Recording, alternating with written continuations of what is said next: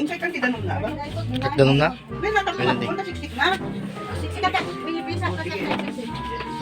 Mga nakapalit ka na dyan. Today's video mga kyones ay magdadalang tayo ng 12 mga kyones kuha ni Sir Kenny. Kaya sinimulan na namin na magsiksik mga kyones, tapos nagbisag na si Auntie Le mga kyones. Kasama ko si John Ray dyan nagpapakulit, si Auntie Telma at si Auntie Le. At tumulong na din ako mga kyones para mapabilis ang pagsiksik mga kyones, kasi struggle yan, marami yan eh. Kung sino man ang may gusto na magpadaing sa amin, available po kami anytime, anywhere. Worth of 1,000 pala yung dinadaing namin mga kyones. Bali 8 kilos lang yung naikilo mga kyones, kasi isang kilo dito sa amin 120 yung 12 mga kyones. Buti na lang mga kyones, may mga kasama kong mga masisipag na matatanda, si Auntie Telma, si Auntie Le. Kahit papaano ay nakakatulong sila sa aking pagdadaing. Buti sa kanila mga kyones ay gamay na nila ang pagdadaing mga kyones. Ako nagsisimula pa lang mga kyones. Nagkakape pala ako dyan mga kyones, kasi umaga yan kanina mga 6:30 AM pa lang yan. At nagbisag na din ako dyan mga kyones para mapadali ang trabaho mga kyones. Ang galing ko magbisag dyan. Tinatanggal namin yung mga bugi mga kyones para iluto ng tire. Tapos yung mga bituka kakainin ng mga pusa mga kyones. At hinuhugasan na nila mga kyones para mas malinis na templahin mamaya ng mga suka at mga ricado na dapat na ilagay dyan mga kyones. Sila nag-unig.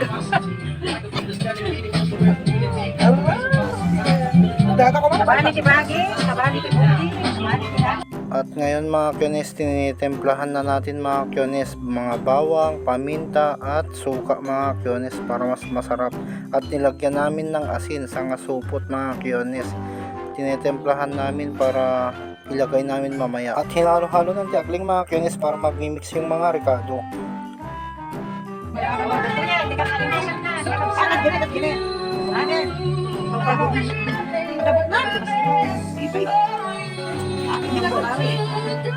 Iwan ko, pati kayo dito lang dapat ako magkamali. Ako kamali ang tayo. Ako maklo, das makasilip ko yan. Nakaklo. 24 hours.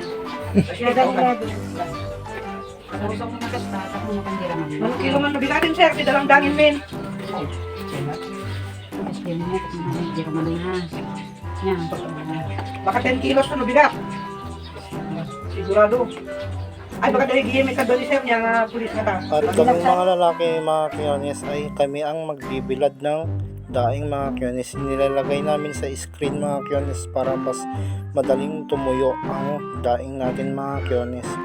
Then mamaya ibibilad natin sa araw mga kyones para mas masarap na kainin, crispy. Dapat kapag magdadaing ka ng marami, dapat may kasama ka mga kyones, kasi struggle mo ito mga kyones. Matrabaho mga kyones, maraming gagawin.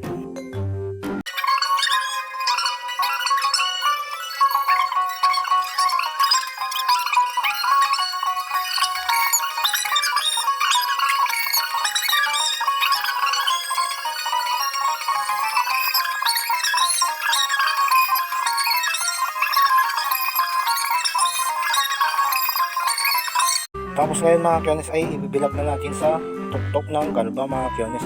Tignan nyo, babantayan namin yan mga kyones, baka mapusa.